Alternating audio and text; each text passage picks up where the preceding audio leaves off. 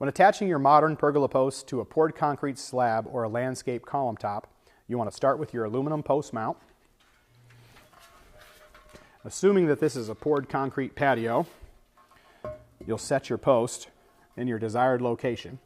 And you want to keep in mind that you don't have the edge of the post mount too close to the edge of the concrete.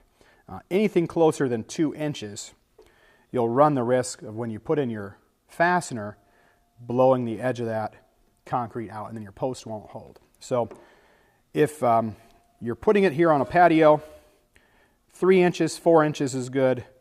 Anything less than that is a little risky.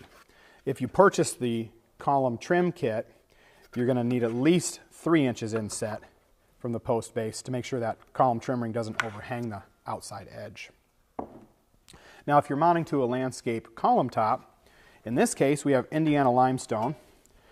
You're going to want to make sure that your column top is a high quality product, at least 4,000 psi.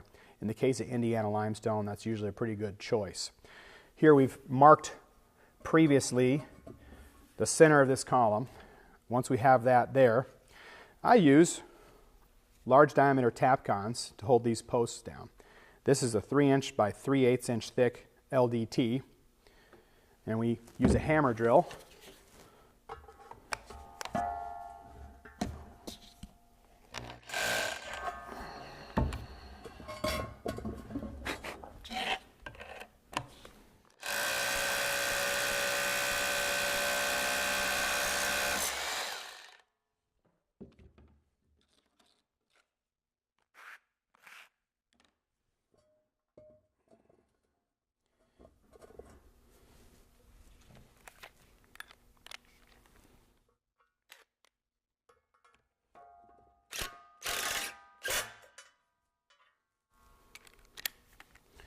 attach your mount like so.